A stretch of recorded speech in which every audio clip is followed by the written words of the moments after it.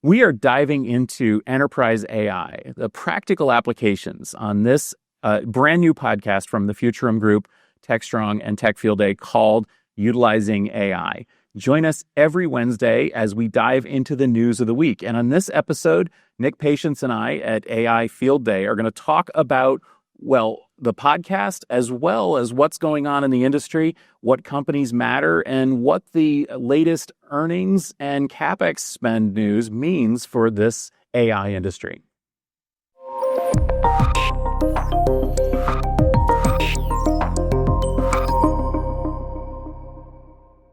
Welcome back. We are here in Santa Clara for AI Field Day, and we are doing something, a little unusual to wrap up Field Day this time. We're going to record a live episode, the first episode, I guess you could call it episode 0, of our new AI podcast, which brings together basically all of Futurum has to offer when it comes to AI. So we're going to have myself, Stephen Foskett from the Tech Field Day side. We're going to have some folks from the TechStrong side, and we're going to have, of course, some folks from the research and analyst side over at Futurum itself. And we're going to meet every week and have a podcast focused on AI. If this sounds familiar to you, well, congratulations. You must be a subscriber to Security Boulevard, which is the podcast that we launched about a month ago, which has the same format. Essentially, every Tuesday, they publish a new security rundown. And that's really what we're going for here. So bear with me for a moment. We're going to be introducing this. We may have a little bit of behind-the-scenes fun here. If we flub it up, we're going to do a little edit for the final podcast, but we're going live here anyway. One more thing I want to mention before we start is, as I said, we just finished AI Field Day 7. I wanted to announce AI Field Day 8. Yeah, we'll be back for another AI Field Day event. It is May 13th and 14th, and frankly, given the amount of interest we've had, maybe May 15th as well. We'll be back in the Bay Area. We are going to have a bunch of great AI companies presenting to an incredible panel of delegates once again for AI Field Day 8. We actually already have 2 companies signed up for that one, which is kind of incredible. We've got Hammerspace and Selector signed up to be there. And I actually know of 2 more companies that are filing paperwork for signing up as well. So if you keep an eye on the Tech Field Day social media, you'll see announcements of that as well. So AI Field Day will return real soon. Tech Field Day itself will return actually very, very soon as well. We've got Networking Field Day, November 5th and 6th. We're going to be at KubeCon the week of November 11th. We're also going to be at Commvault Shift that week. And then we've got AI Infrastructure Field Day in January. So we've got a lot planned. But the best way to keep in touch with that, if you're in the AI space, is to follow this podcast that we're recording. So let's do this. Let's dive in and record the first episode of Utilizing AI. Here we go. Actually put this down here because I don't think I'm thirsty. Is that in the shot? There we go. People watching at home, they're like, oh, that's how it goes when you're recording stuff. Usually I've got like a drink over there and all sorts of stuff just off the camera. Here we go. Welcome to Utilizing AI, a brand new podcast focused on the application of artificial intelligence from the Futurum Group. Each episode brings together diverse perspectives to explore how AI is transforming different sectors of enterprise IT and other industries. I'm your host, Stephen Foskett, president of the Tech Field Day business unit here at the Futurum Group. And today, I'm very thrilled to be joined by Nick Patience, VP and practice lead for AI at the Futurum Group, who will be a co-host with me on many of these episodes. Nick, welcome. Thanks, Stephen. Good to be here. Well, it's very good to have you here. I mean, this is your focus with Futurum's research and analyst side. I cover it for the, of course, AI Field Day, and I also participate on the TechStrong side. And we're going to have some folks from the various TechStrong channels, including TechStrong AI, joining us as well. But if we could start out, Nick, maybe you can talk a little bit about the AI practice at the Futurum Group. Sure, happy to. So yeah, I'm the AI platforms practice lead, as we call it. So everybody at Futurum is an AI analyst to some extent or another. We like to joke that every Tech Field Day event is just AI Field Day. This is true. With a different flavor. Yeah, it is kind of permeating. I mean, it's a general purpose technology, isn't it? So it kind of permeates everything. But yeah, I'm the kind of the principal one who gets to spend time focused on AI almost for the sake of AI. So I'm focused on the stuff that is peculiar to AI, that enables applications to be built using AI, models to be trained, models to be tuned, deployed, run, all that kind of stuff. So it really does. For me, it spans from the chips to the applications and everything in between. Meanwhile, we have people who are focused on chips and applications and storage and networking and all these other things as well, which are all integral parts of getting AI to work efficiently in organizations. Yeah, and I think that we're probably going to see a lot of those people as well. But I wanted to give a chance to introduce you to the audience right off the bat, because I think that you and I are going to be kind of the primary drivers of this particular podcast series.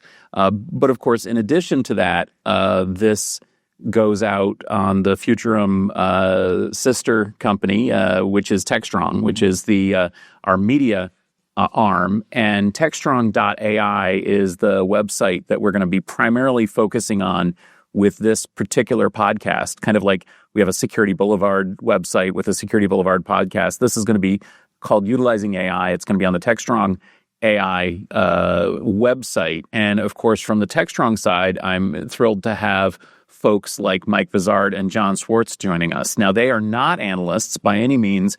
They are veteran journalists. And in fact, I have been reading John and Mike's work for many years before I got to know them, before I got to work with them as part of Techstrong. And I am so excited to bring their incredible perspective on the IT market to bear. They actually are part of the Techstrong Gang, which is the daily, every weekday Techstrong news show, and I am happy to appear on that. I know you've been on the Techstrong Gang too, right? Mm-hmm. And many of the other folks from Futurum join Techstrong Gang occasionally, but frankly, Mike and John are fixtures over there, so it's going to be a lot of fun to have them.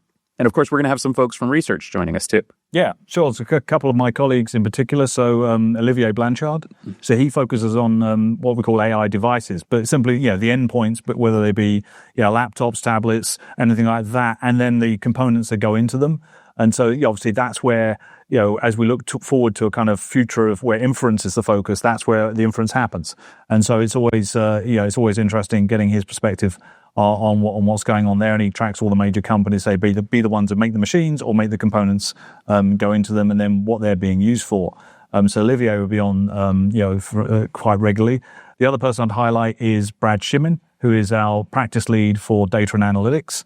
And as we know, AI is nothing without data.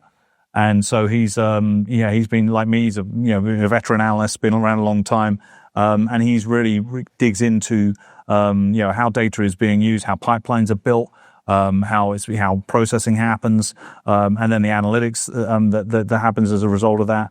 And he's deeply technical, but he's very good at expressing how these things are used in enterprises, and the utilizing AI title fits in very well. Yeah, so with regard to Brad, I got to say, I'm really thrilled to have him around because he was deeply involved in the development of the Futurum Signal, which is our new analyst report that we're doing. He also is one of the go-to guys for me internal with the company when I really need I'm not really a practitioner voice, because he's not really a practitioner anymore. I mean, he's really an analyst, but he understands the way that people think, the way that people use these tools. Yeah, he does. For our work in Signal, he's probably spent more time in writing Python than he has writing words in his analyst reports in the last couple of months. So yeah, he knows how to get his hands dirty with this stuff, and understands it from the user's and the practitioner's perspective. Yeah, and he's really doing it too, which is great, because a lot of us, to be honest, it's been a little while since I've been in an ice cold data center plugging in cables, but I do actually, when it comes to AI, I do actually get my hands dirty on this stuff too. And I've been building my own agentic pipelines and working with various things to try to keep myself fresh. So those are the folks that were going to be joining us. Now, most episodes are going to have two of us or three of us, depending on who's available, depending on who has news of the week, who has experienced something. Because, of course, with Futurum, another nice thing is that we have enough people here that we attend most of the major industry events. This week, when we're recording this, last week when you're hearing this, we attended GTC in Washington, D.C. We attended, of course, AI Field Day. What other major events are there that you're going to be attending in the AI space that we might see some news from? Well, I've been at Adobe Max in Los Angeles this week, so many people may not think of Adobe as an AI company, but they're very much at the forefront. If you think about the kind of two realms where AI has had a direct effect on people's jobs, one is creativity, creative professionals, the other one is coders. And so, this is one, I always look at Adobe for that creative professional stuff. Other things on the horizon, Microsoft Ignite is in 2 or 3 weeks' time in San Francisco. And then the one sort of anchors the end of the year is AWS reInvent in Vegas, and we will be represented. I will be both of those personally, and there'll be other colleagues at those. And then we go to all the big all the hyperscalers. So Google's event, which is usually in April, and say Microsoft and AWS, and then NVIDIA's GTCs. There used to only be one. Post-COVID, there was only one immediately, and then now there's spawning multiple GTCs. I was at the one in Paris. I was a co-host of the pre-game show there. And then obviously we had Washington, and there's always announcements going on there. And I was watching Jensen's keynote from the Washington GTC, and it's amazing when you hear some keynotes and you hear his, and his is always about, he's announcing products and launching products, but also, we're going to change the world, and this is how it's going to change over the next 5 to 10 years. I mean, he's obviously a big guy for visions, and he has obviously been, a visionary in that space and how he's propelled his company forward. But we will be represented at every major conference you can think of. Well, yeah, and as you mentioned, I mean, AI is everywhere. I was at NetApp Insight a couple of weeks ago. Most of the topic was AI.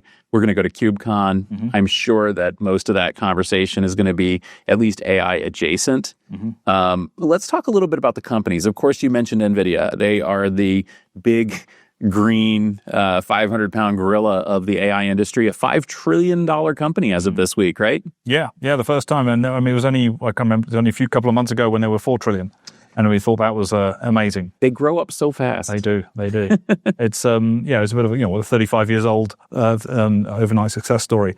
But that's the main one. Also this week, I guess we've seen just recently the results from Amazon, Microsoft, and Google. And I guess what people were looking for there were signs of a couple of things. The cloud revenue growth, and then the CapEx investments. And on the cloud revenue growth, they all delivered. I mean, some of them, Google there was, not surged past expectation, but certainly went past them. And the others were, certainly, showed strong growth, which is, there's a lot of people out there looking for the stumbles on these companies, and they certainly didn't do that. And so it's really indicative of, what is driving that. That's enterprises paying for cloud.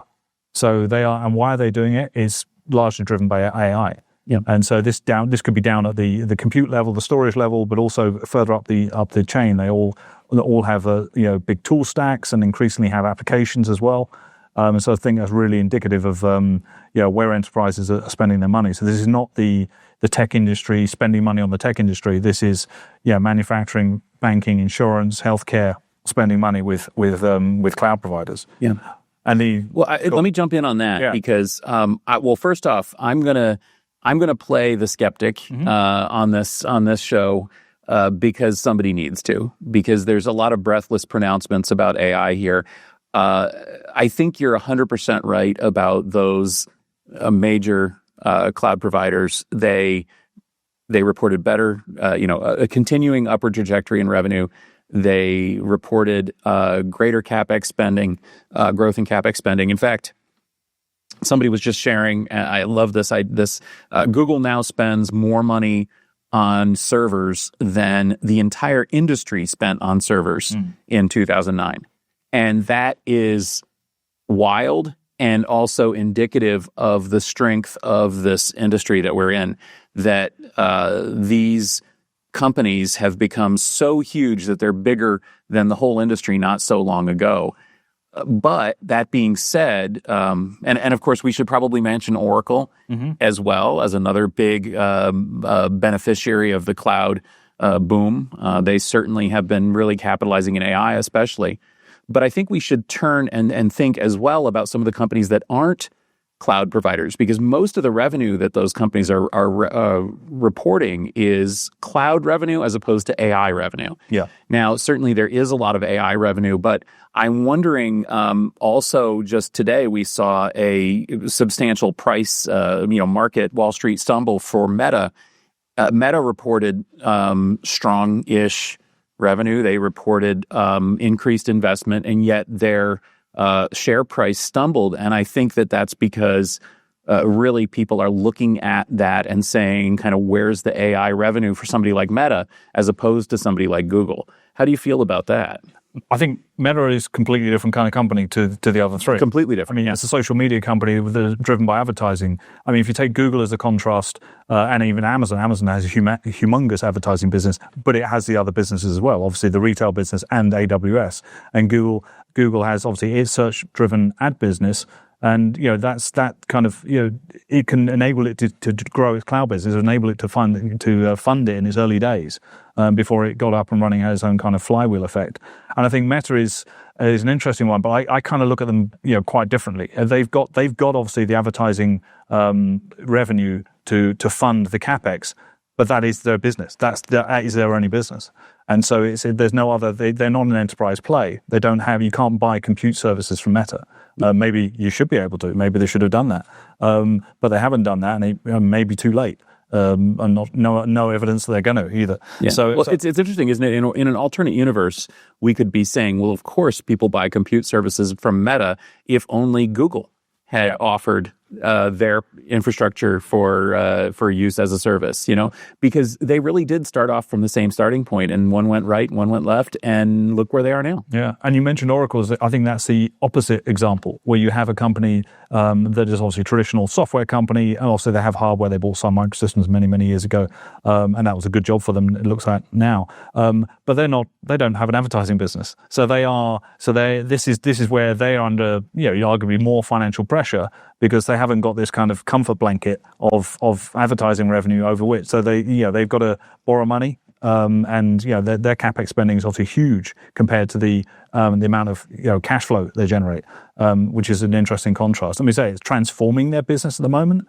I mean, let's see where they are in a couple of years compared to the other, because obviously they're investing it. They have to have that to pay off within a couple of years, because they haven't got that other revenue stream, and they're obviously in a lower margin business to a certain extent. Yeah, well, and I do want to clarify for the listeners, we're not intending this to be a financial show. That's not what we are. What we're trying to see here is essentially that core question that comes right down to the name of the podcast, Utilizing AI. How are companies how are they making practical use of AI to accomplish the goals of their business? And these companies that we've just been talking about are the biggest players in the world when it comes to utilizing AI. Yeah. Essentially, they are buying hardware, they are pouring resources into software development, into data science, into building AI models. They are doing more. Again, if you think about what I said about Google and their capex, Google probably spends more on basic research in AI than the entire world did in 2009 as well. They are absolutely trying to find the revenue stream there. And that's, I think, the core question for everybody, whether they are a finance company, healthcare company, energy company, whatever it is. They're also asking the same questions that Google is asking, that Meta is asking, that Oracle is asking. Like, how does this obviously transformative technology, how does it help my business? How do I make practical use of it? And how do I ultimately get revenue from this instead of pouring revenue into it? Yeah. So talk to me a little bit about that. How are companies in other industries utilizing AI, and how can we take lessons from these big juggernauts? Yeah, the way I look at it for enterprises and the use, they've got this tension. They've got this, there's FOMO on one hand, which is like, we hear about all these great things, including the hyperscalers. Yeah, but you might be a bank, so you're not in the same business, but you do have that fear of missing out. I don't want to turn into the blockbuster video of this whole scenario. But you have a business to run every day, and 24 hours a day, and so there is that tension. So what they've done, what they've gone for is the low hanging fruit. They did exactly the same thing in the kind of prior age of enterprise machine learning, so 2016 to 19 period, and that's go after the horizontal problems. So customer service automation, is the initial area where they're looking to automate processes. And then they sort of work on more complex processes as they go along. The challenge organizations have had, and the ones we speak to and the ones we survey, so we do a lot of surveys at Futurum, is that they were investing in it, say, in that kind of 10 years ago period.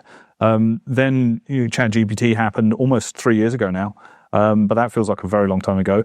And then suddenly, really at the beginning of this year, they were told, hang on, generative AI is important, but agentic AI is the next thing, and you've got to invest in that. And obviously, they are all dependent on one another. Agentic is very much driven by generative AI. And so I think there's some skepticism as to, where should I be placing my bets? But I think, what they're looking at are those kind of use cases. I'm glad we've called the podcast Utilizing AI for that reason.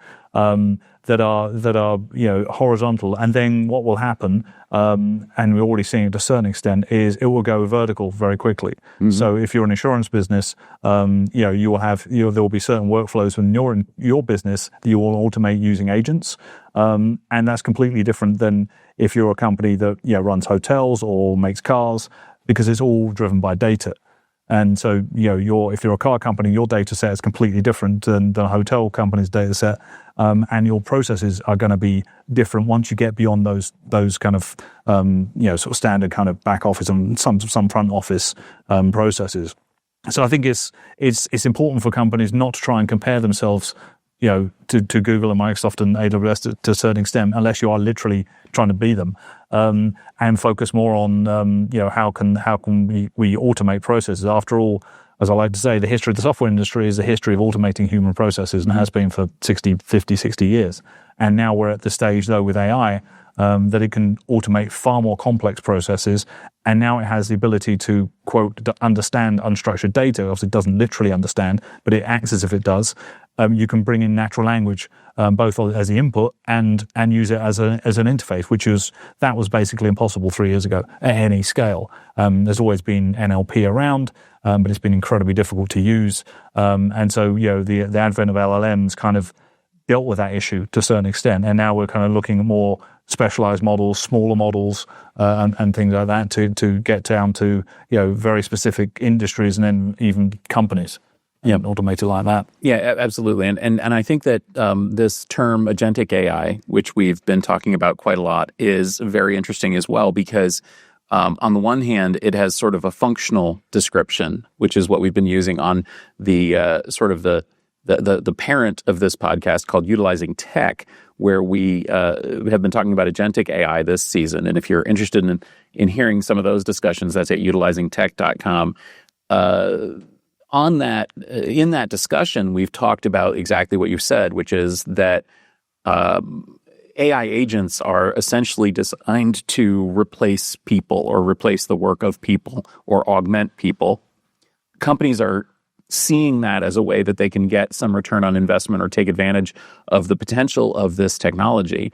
And so I want to talk about another thing here, and that's that Futurum recently announced agentic AI platforms report showing kind of who's doing especially well as a trusted enterprise partner for agentic AI. First off, is that an adequate way to describe the topic of this report? Who's doing well? Who's offering the most comprehensive platforms at the moment? And we will revisit this multiple times a year. I think there's definitely there's a challenge, there's a battle in the industry, if you like, for who would be everybody wants to be a platform vendor because that's, incredibly lucrative, sticky, all the other words you think of, versus, being a provider of a very specific agent that has to go and run on another company's platforms. But they can't all be platform vendors. We don't need that many. But so they will shake out. But obviously we had Salesforce and Microsoft and IBM and others in our signal. When we're looking there in ServiceNow and SAP, so that you're looking at a mixture of large application software companies like SAP and ServiceNow, the cloud providers who already kind of cloud platforms, and then you had other specialists like companies like Glean that have kind of come out of a search background and NLP background, and have quickly identified not only specific problems with organizations, but who the buyer is of the software that solves those problems. And like UiPath, which is a champion of robotic process automation, which I'm not saying RPA is dead, but it's certainly the industry has rapidly moved on from it. That was using scripts to automate things, so it's an automation play. But now if you can use agents that can actually do the automation themselves rather than being told exactly what to do each time, then you're into a whole different scale. And so we're looking at those companies, and then lots of other companies.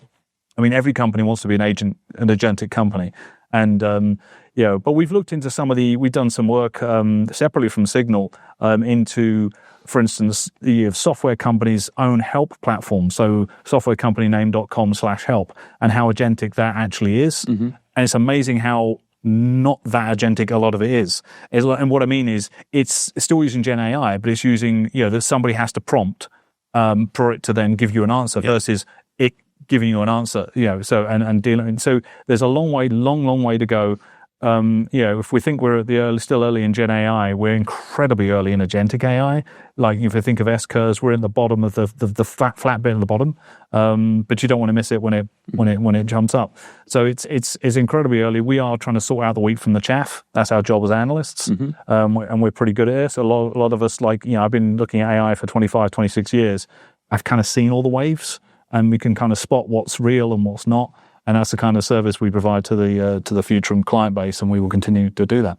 And of course, to me, the interesting thing about the Signal also is that we're trying to really differentiate this because of the speed at which we can process this data, thanks to, agentic AI.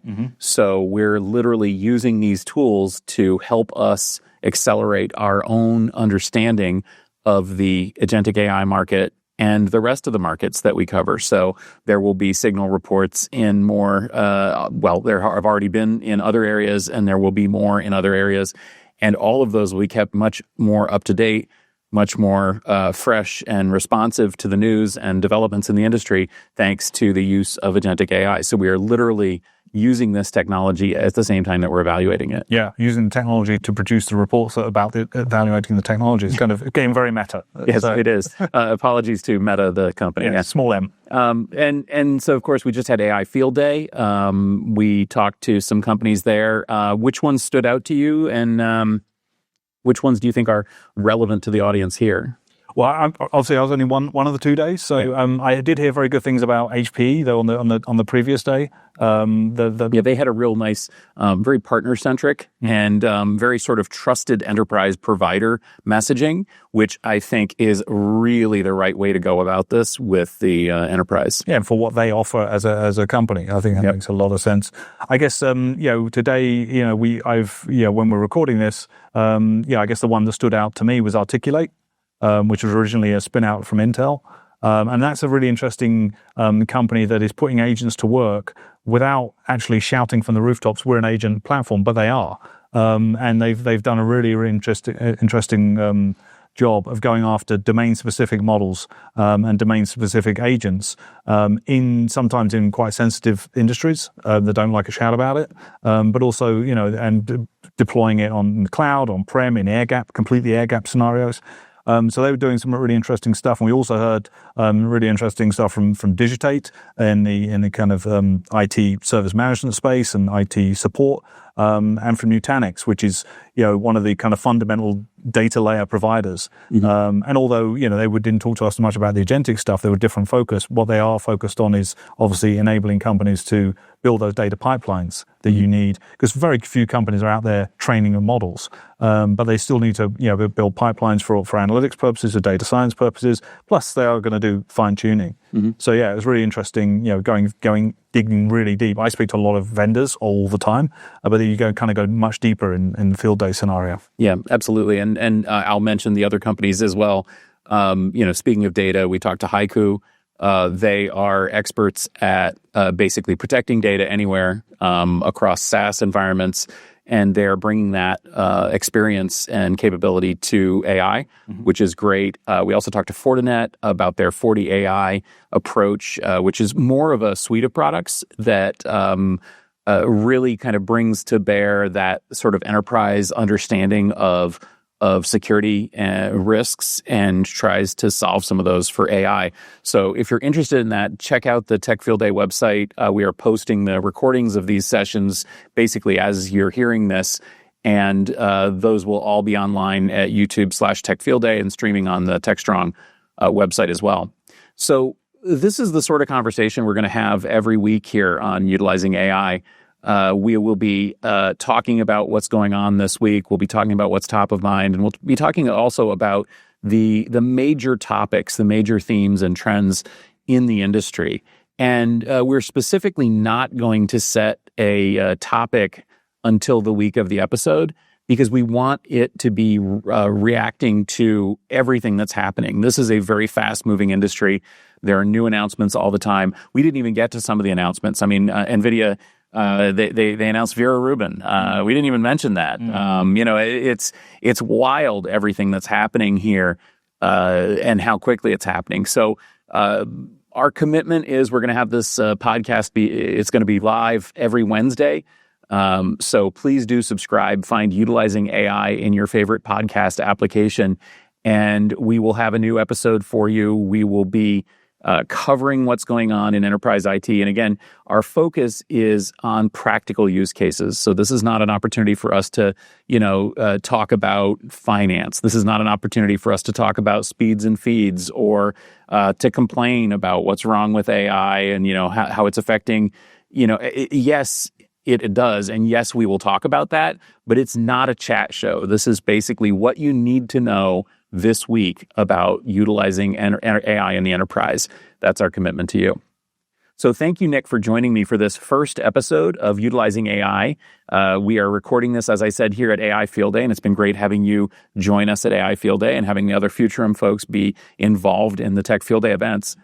As we wrap up the discussion, a little call to action here. Where can people connect with you? Where can they find out more about this and continue some of these conversations? So all my work is published in futurumgroup.com, and you can find me I'm on Twitter X at Nick Patience.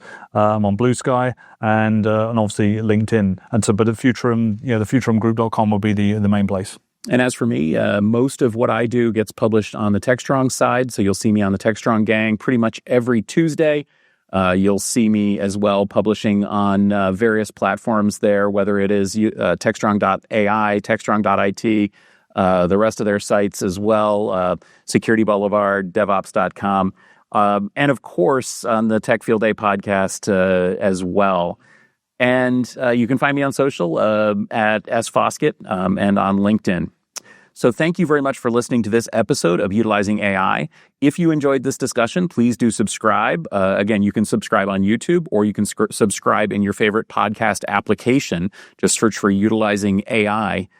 We would also love to hear from you. Again, this is the very first episode. If you have a suggestion on where we would like to take this, please do get in touch. For show notes and more episode, head to techstrong.ai. Click podcast in the menus there.